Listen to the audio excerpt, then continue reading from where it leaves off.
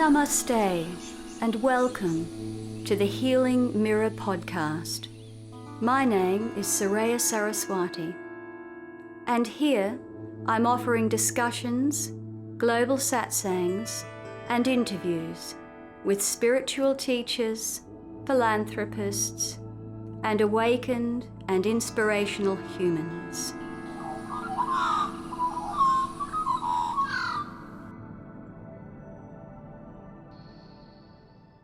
It's always nice to start with a couple of deep breaths, just allowing that out breath to settle us into the present moment, allowing the light of awareness to notice whether your thought process is active or not active.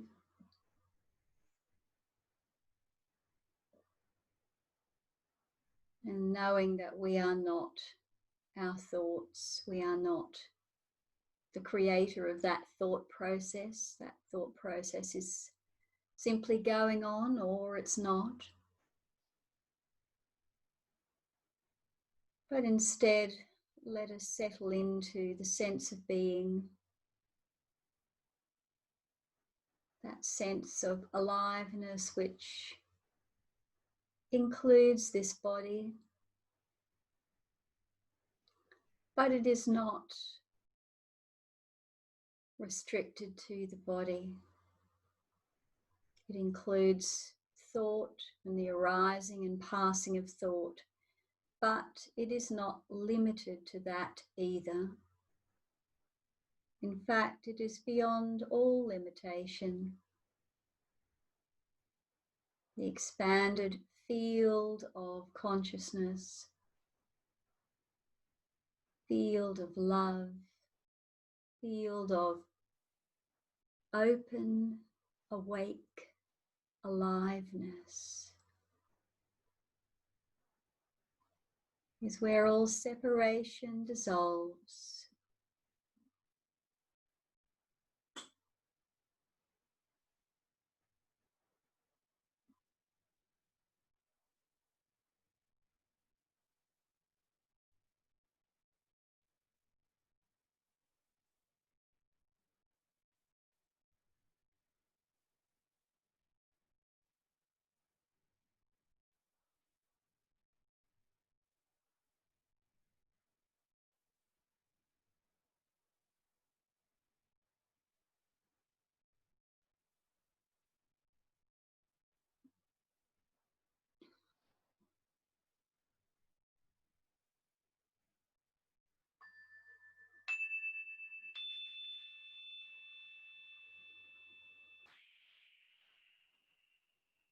And taking a couple of deep breaths as we come back into awareness of this more limited space that we share.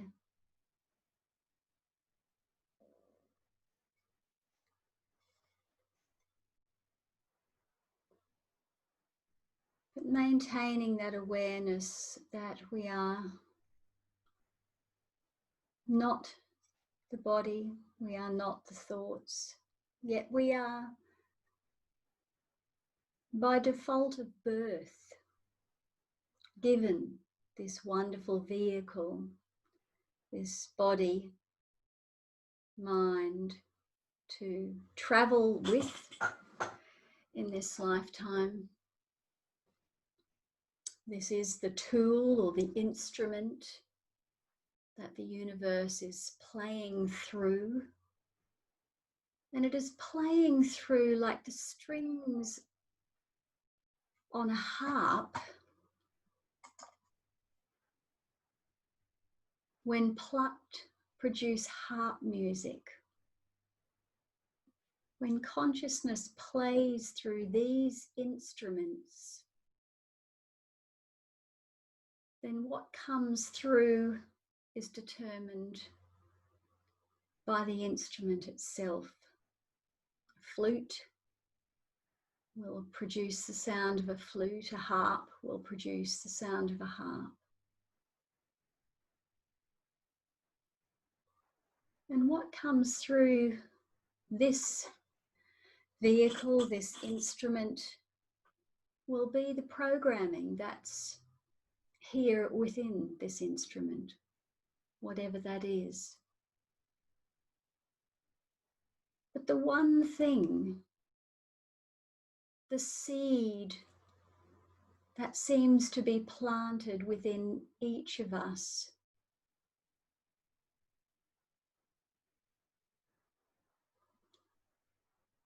as we are born into this particular reality and asked to live through this instrument, to allow the universe to play through this. There is a seed in each of us, and that seed, I was contemplating today on the Australian bush, and I feel that those seeds are a little bit like some of our native plants here in Australia. Some seeds germinate and grow when they're watered. Some seeds germinate and grow through fire.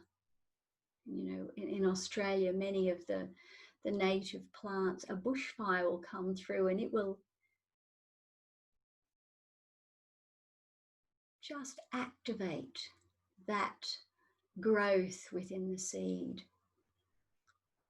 And I feel that we all have this seed within us, which has the potential to grow and blossom as love, as presence, as present love. And that seed of potential is ignited when it is ignited, when it's watered with the right water, or perhaps, you know, the flames of the fire of life crack that seed and it germinates. And that fire or that water can come in so many different ways. You know, the fire of life can, you know, those flames can lick at us and tease us and burn us and scold us into germination. Or the water, you know, the rains, the water of experience just may fall into the right crack so that that seed can germinate within us. But once that seed, that potential seed of awakened love, of freedom to be the consciousness that is playing through this instrument.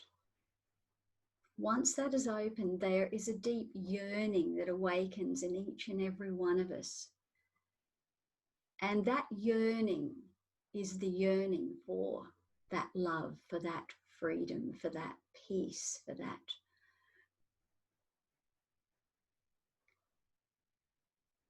freedom from the mind, freedom from suffering.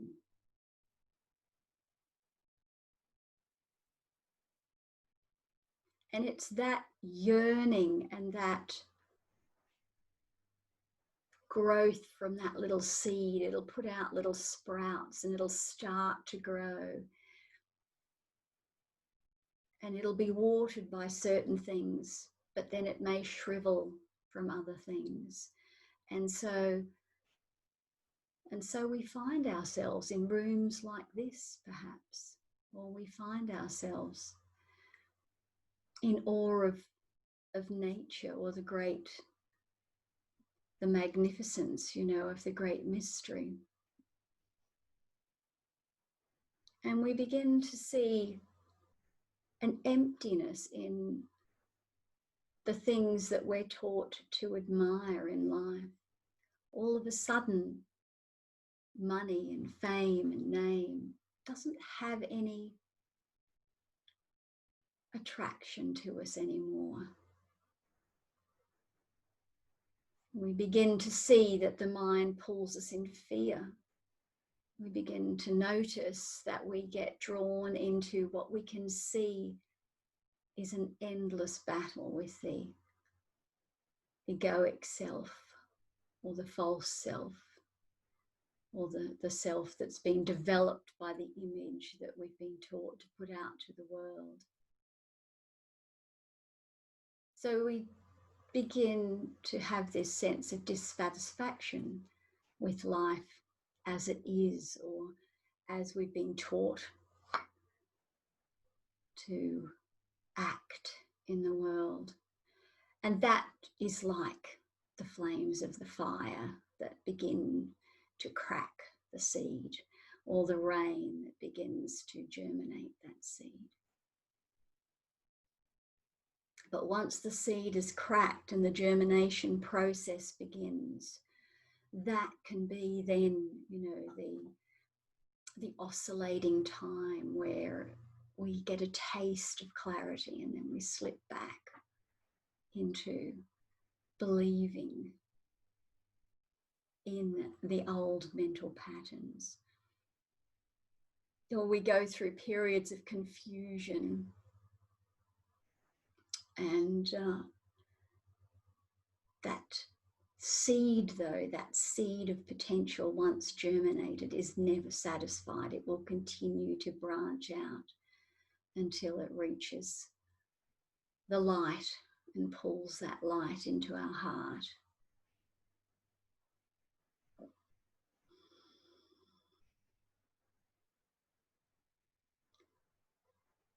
So that's what seems to have germinated here tonight. Today, there's no time, there's no space. Here we are in different parts of this wonderful world, and there's no time. We're just here together now. So it's over to you now to share, to question, to inquire. Let us inquire together. Let's water that seed, or have the fire crack it so it can germinate and sprout and grow stronger limbs around our heart. So, thank you. Yeah, your concept that really struck me today. We said we are programmed, or something to that effect. That's what I heard. That we are individuals who are programmed to experience through this. I took it as like, I am programmed as I am to experience and come through this, or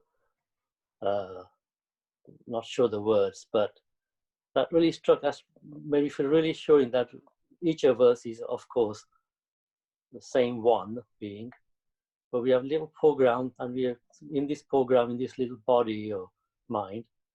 We're here to experience through this, not to become someone else, but to accept, and it's enabled me to accept all my good and bad points as I might conceive them as, and accept them all. It's beautiful the way you kind of illustrated that we are individual programs or little codes that the divine is experiencing itself, I suppose.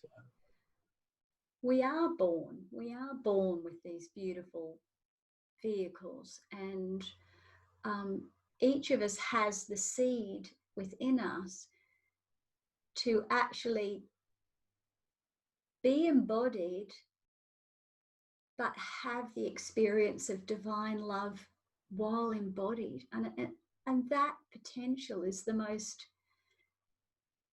incredible gift. I'm really feeling it today. I'm very close, so it's a bit hard to put it into words, but that is such a beautiful gift that we all have that potential. Yet, we look around and we see so-called suffering occurring, yet there is this absolute potential that it's all perfect. We are perfect, you know. The good, the bad, the ugly is perfect. And if that's all seen from a place of love, it's like a mother with her child, you know. A mother doesn't see any of the flaws in her little child. You know, you might have the ugliest baby in the world, but to you, that baby is perfect. It's beautiful. It can do no wrong. It doesn't matter if it screams or poos its pants or vomits on you. It is perfect and beautiful as it is. Or coughs. Yeah, yeah.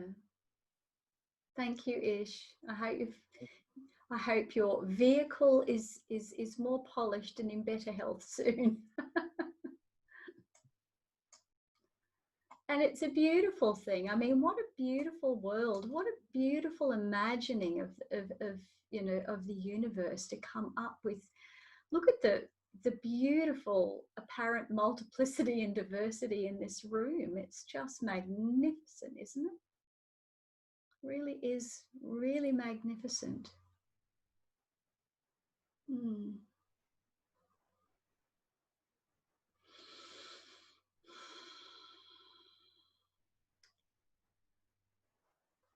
I wanted to share something about this current time, and something that I heard about the fact that I hadn't quite realised this, but somebody said that in their lifetime that the population of the world has increased 3 times. So therefore, for some reason, there are this multiplicity of beings that have manifested here at this particular time. And so there was a question about, wow, what's happening there? That's really interesting. That something is arising, something is happening, and that there are these sort of pockets across the globe of awakening, of stepping into awareness from very diverse spaces and places. And I just felt this frisson of excitement about that, about wow, how amazing. What's happening now? If you shine a light, that light can have billions of light particles to create one light. So really, you know, infinite possibilities can occur here, and infinite, perhaps, expressions of that one light.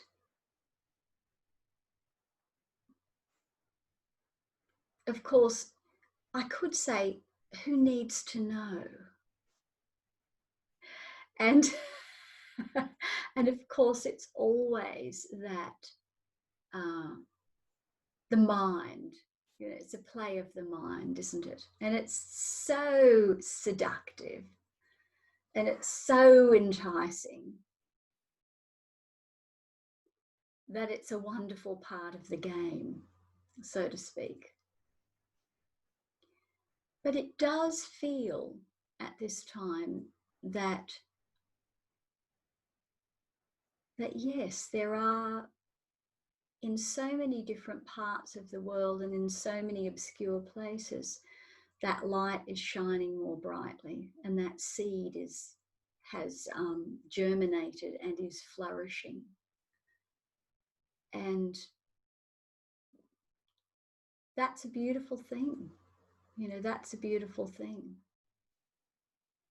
I mean, if we're just using our minds and talking about this planet Earth, then this planet has an amazing ability to regenerate itself. I mean, looking back through the planet's history, and this is just using the mind, of course, and this is just using history and the story of history of this planet, but it has an amazing ability to regenerate itself You know, there's talk of the scientists saying, you know, if we keep going at this level, then within, you know, so long, we'll basically create the beginning of our own extinction.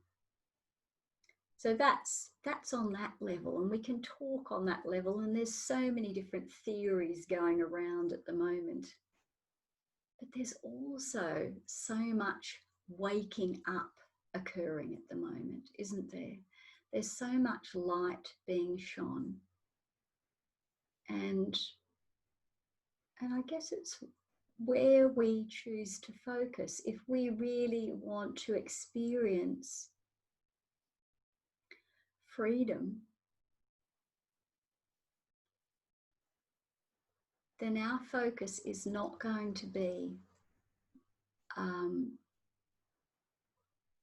following the newest theory, etc. We can have feelings about all of that, but staying as delicately present as we can be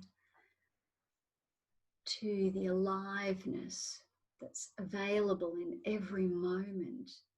And it's being in nature, of course, immediately reminds us of this, because nature is simply unfolding. Nature is simply aliveness without the mind stuff, isn't it? It's unfolding in front of us.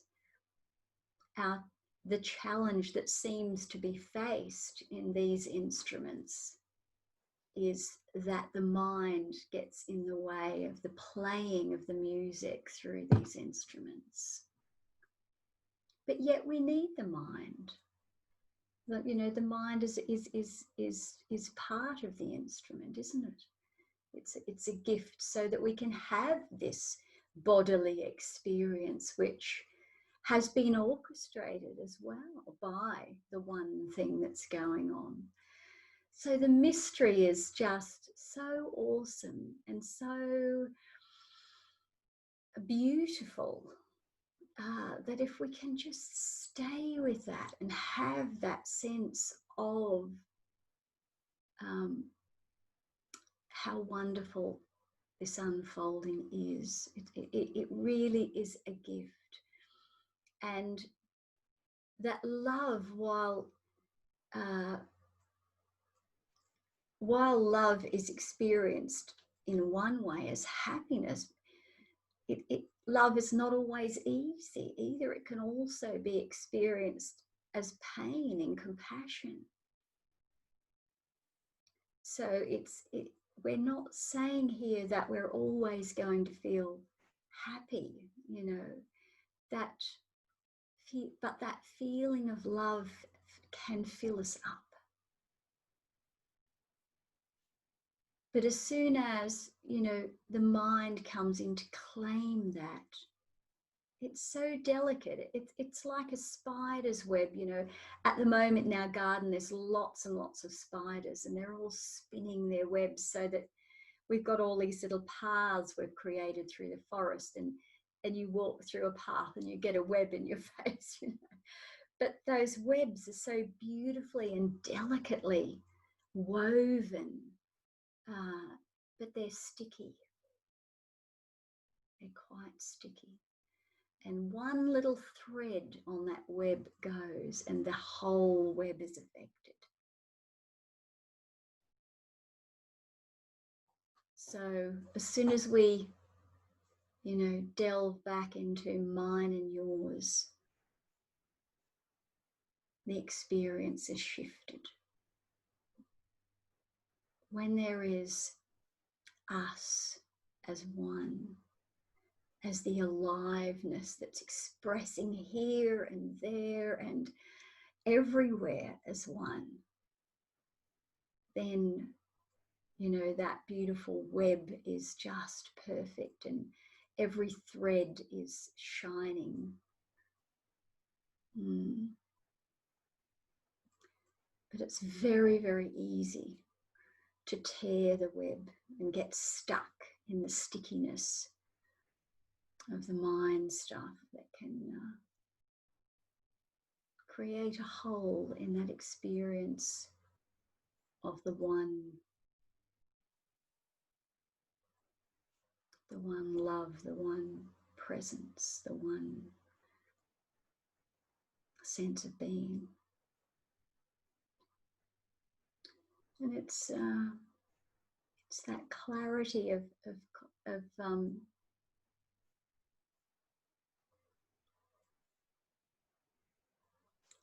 there's no way to do that. That just becomes irresistibly, we're irresistibly drawn to it, like a moth is to the light, you know. That seed, once it germinates, it's drawn, its little leaves will reach for the sun, they'll reach for the light, and it will cling to life through that light.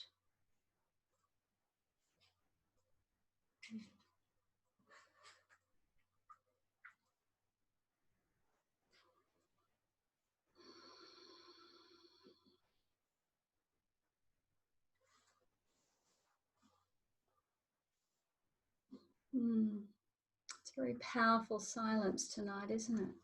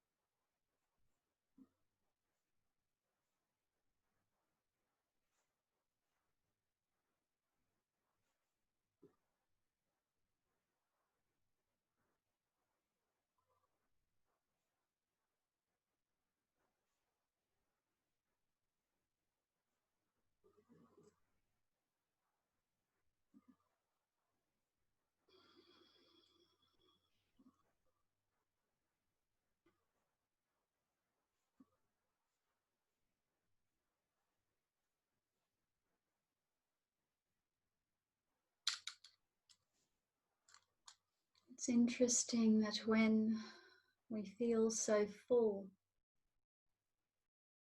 There are no questions. There really is nothing much to say, to add to the preciousness and the love of the moment.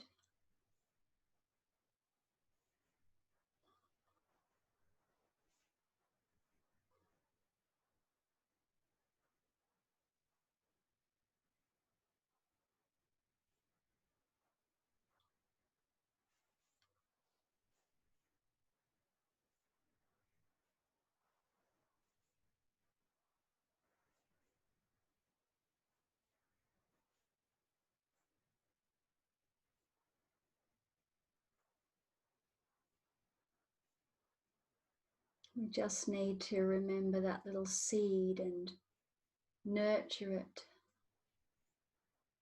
by pulling out of unnecessary entanglements with the mind stuff.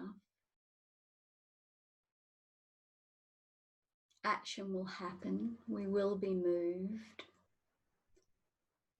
Like tonight, just at twilight, Terry and I were sitting down in the fire circle, and I lit a small fire, and we just sat there and watched the fire flames for a while. And I'd been feeling very silent all day today and very close, and it was just so beautiful to watch those flames of the fire, and then the reflection of the seed came in.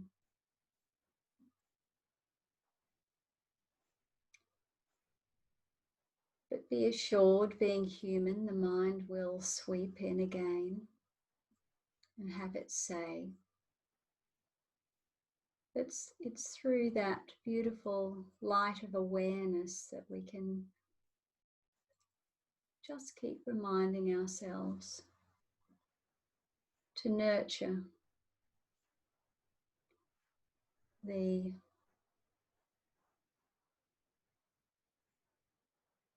presence.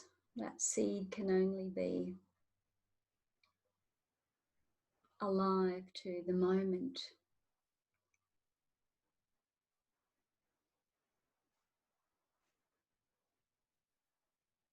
And the more empty we become, the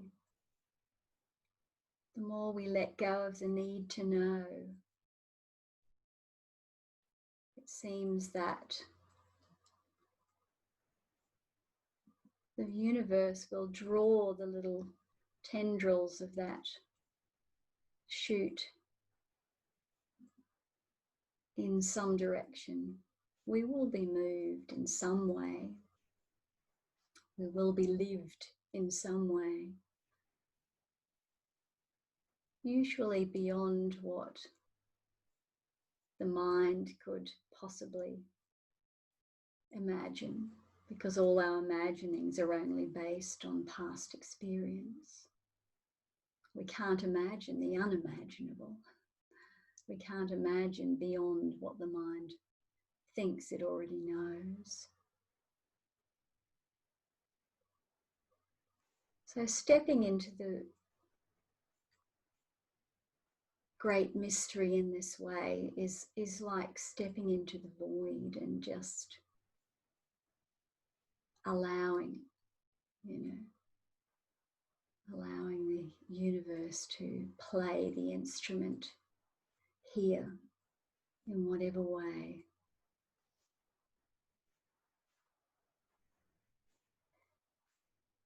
Fits into that great web, into that perfection of being.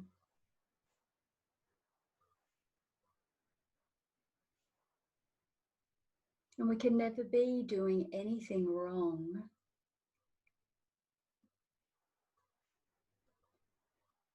because once that seed has been cracked and that yearning awakened, will be drawn back over and over and over again. We'll be drawn toward that light. And each time we seem to stumble is perfect because it's redirecting us back to the light. It's not wrong. It's like if we're walking, we're going on a walk to get somewhere particular. It's not all about arriving. It's about being present to each step along the way.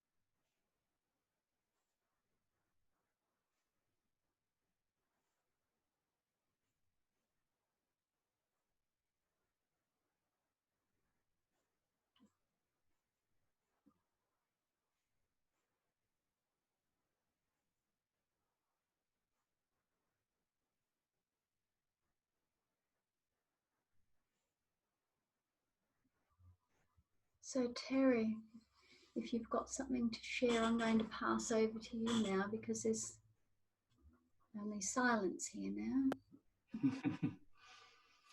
Yeah, this quietness is nice. It's actually the prerequisite to being, and it's understanding happens on the surface in the intellect or in thought, and it also happens at a deeper level. And at that deeper level, it becomes quietness, because thought literally understands itself out of existence. It's when thought sees the futility of what it's trying to do, which is actually to protect a fictitious character that is made of itself. There's a film called 2001. I don't know if anyone has seen that. It's a very old film. Stanley Kubrick made this in, I don't know, in the 70s, I think. And we're long past 2001 now, of course. But it's interesting, the symbolism in that. Because if you take man, who is riding in this spaceship as consciousness, and Hal, the ship's computer, is thought. So consciousness, or man, designed this ship, the human body, and in it is this survival mechanism called thought that is there to protect the mind-body mechanism in this reality, this world, this dream, this whatever. And it mistakenly starts to imagine that it has an identity of its own, and the purpose turns towards protecting itself. And what happens in the film is that man, consciousness, gets shut out of the ship. There's a wonderful phrase, "Open the pod bay doors, Hal." And this computer voice says, "No, I can't do that because I'm afraid I don't want to die." Because man, consciousness, has seen that Hal is intent on its own survival rather than the survival of the whole. And so it starts to protect itself. So thought, which is, if thought is looking at the world, in other words, the ego, the identity, what was originally designed as a survival mechanism, perfectly placed to recognize danger based upon past experience and memory, if that suddenly starts to think of itself as a person, a personality, consciousness is shut out.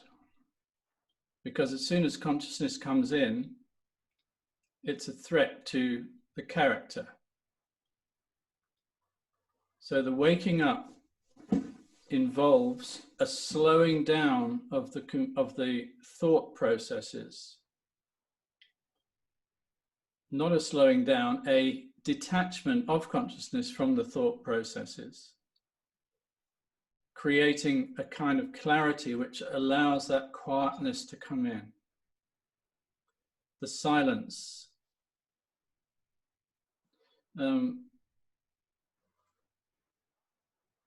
I quite often find myself unable to formulate a thought. And this is actually our natural state, because thought is something which takes care of itself. It's a stream of thought which is there for recognition of danger, basically.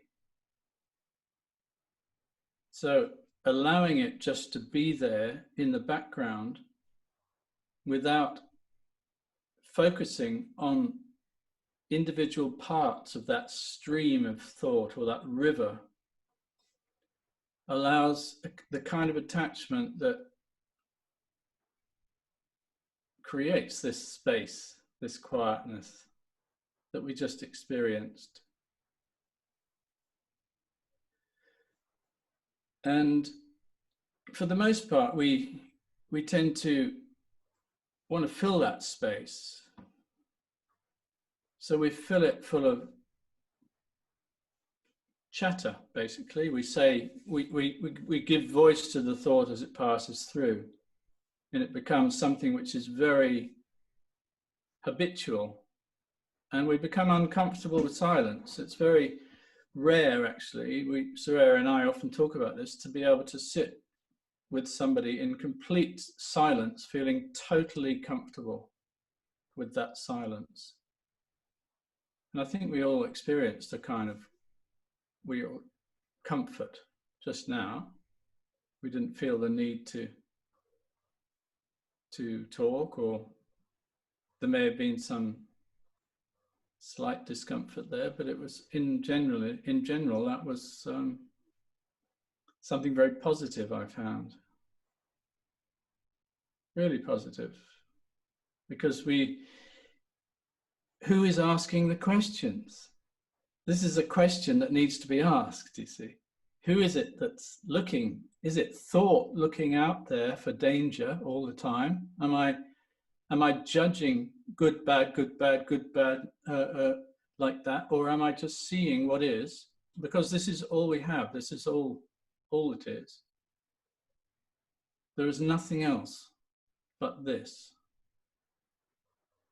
And until we really get that totally, absolutely, that this is it, we won't be here.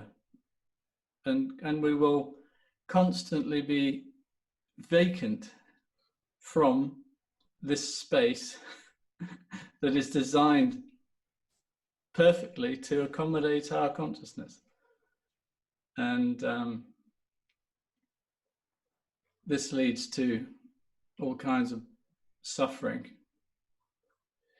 Let's look around and see what the universe has chosen for us. That's a good way of looking at it.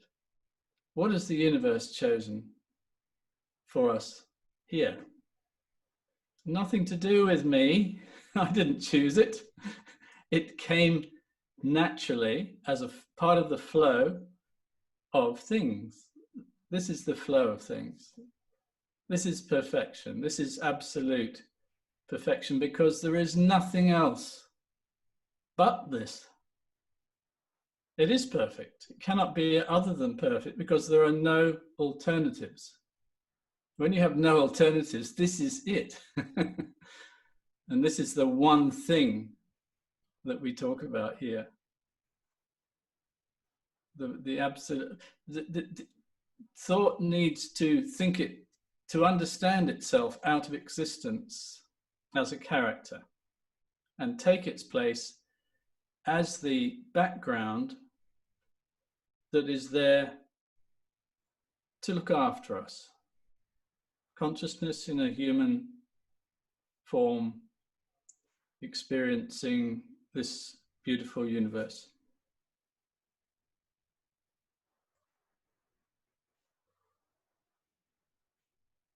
So let's enjoy this journey of discovery through space in our spaceships with our wonderful HAL computer on board that's beautifully designed to look after us. We can relax because we've got HAL looking after us, you see. He's up there. He does everything.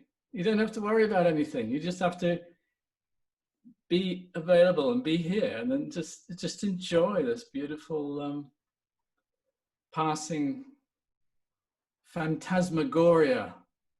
That's a good word, isn't it? Yeah.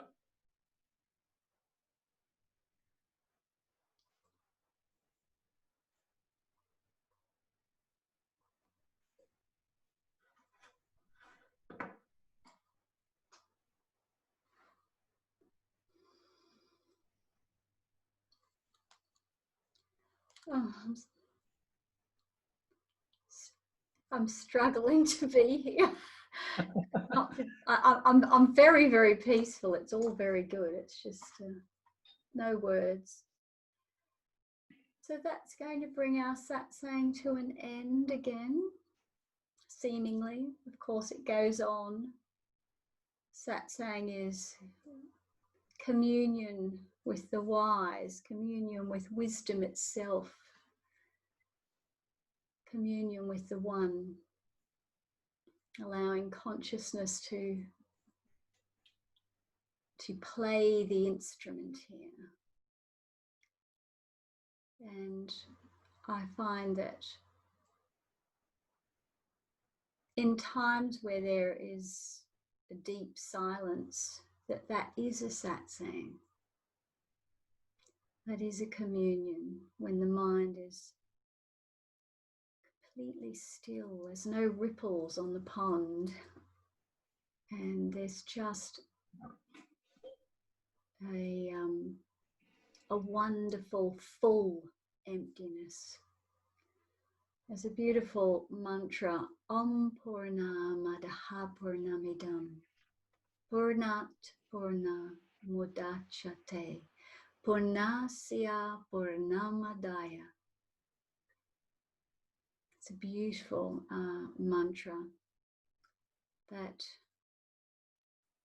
all is full, and we can never take anything away from fullness, because fullness is always full. So everything is always here. Nothing can be taken away. There is that experience of fullness. It's very beautiful. So shall we meet again next week? We'll see you all next week again, same time, apparently. Same place, somewhere in space. Okay, namaste. Join me for upcoming podcasts. And please, if you found this helpful or you'd like to share a comment or perhaps your own experience, I'd love for you to leave that message down below this podcast. I enjoy reading your feedback, and I'm sure we can all help each other to hold hands, to remain awake, present, clear, and loving. Namaste.